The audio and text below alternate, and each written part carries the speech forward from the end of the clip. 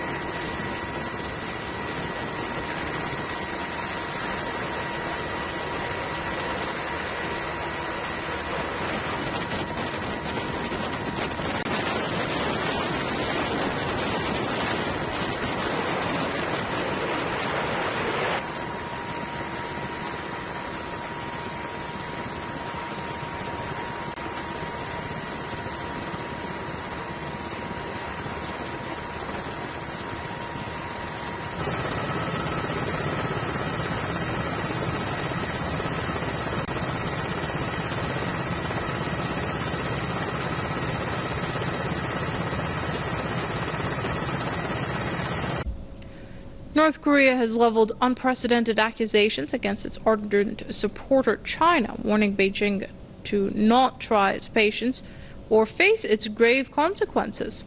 The official Korean Central News Agency has described Beijing's call on Pyongyang to stop its nuclear and missile tests as reckless remarks. The KCNA says nothing could shake North Korea's determination and that the country will not beg for the maintenance of a relationship with China.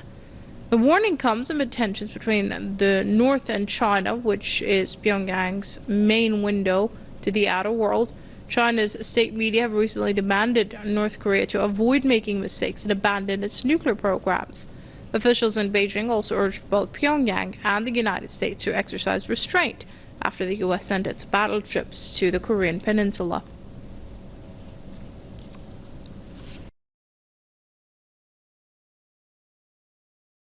Growing between the United States and North Korea, President Trump is not ruling out military action. But what would that major conflict, as the president referred to it, look like? Here to break it down, we got former Green Beret commander and author of Warrior Diplomat, Lieutenant Colonel Michael Waltz. He's also a Fox News contributor. Good morning to you. Morning. Nice to have you. All right, we got North and South Korea. Right.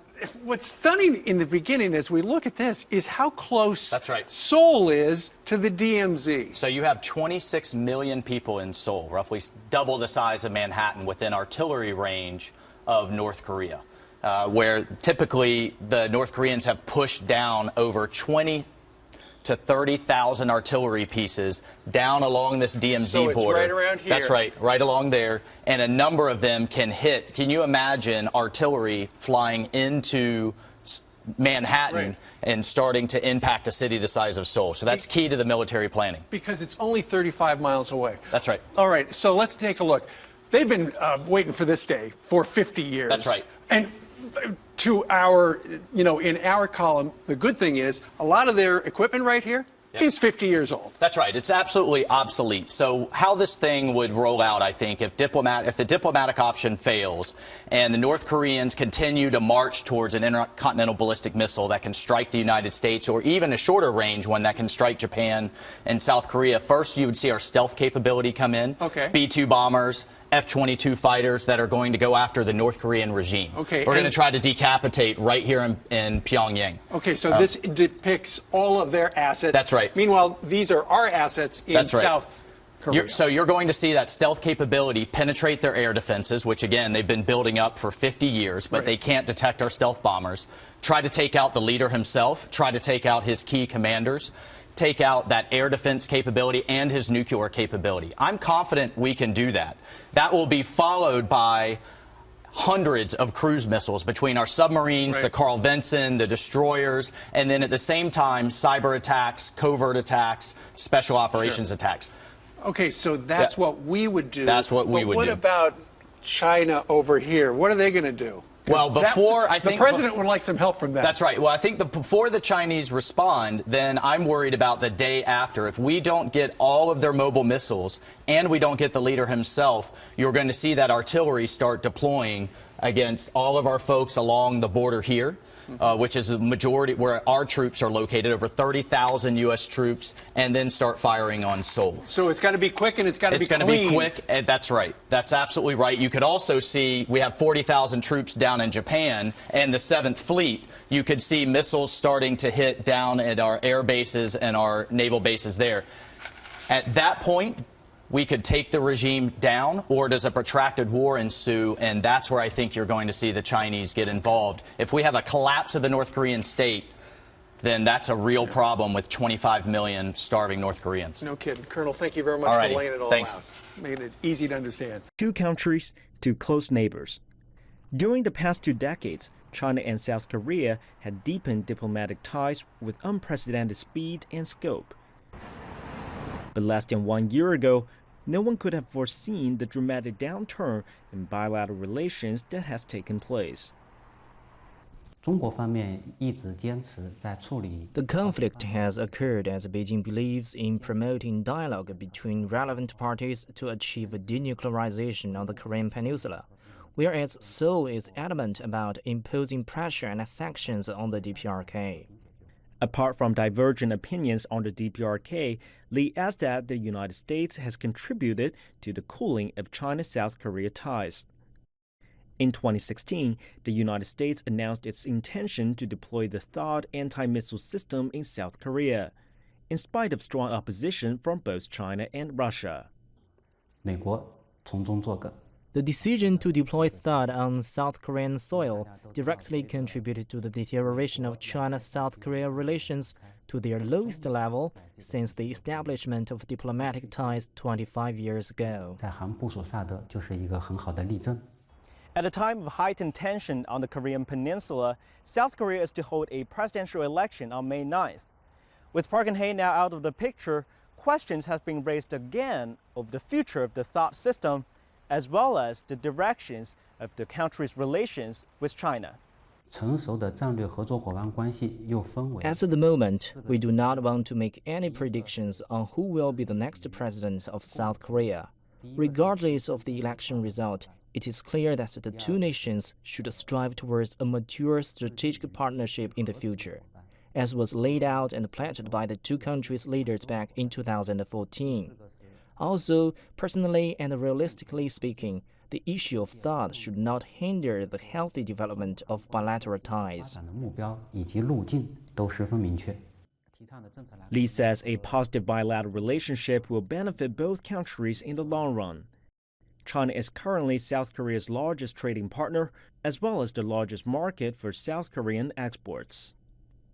Cao Huao, CGTN, Beijing. Well, if you consider situations here on the Korean Peninsula and how it's divided, national security is always a big issue in national elections here, and this year is no different. And in terms of national security, with tensions on the rise, that would you would think that it tends to favor the conservative vote and conservative candidates here, particularly Hong Jun-pyo. He's of the Liberty Korea Party. That's the byproduct of former President Park Geun-hye's former party.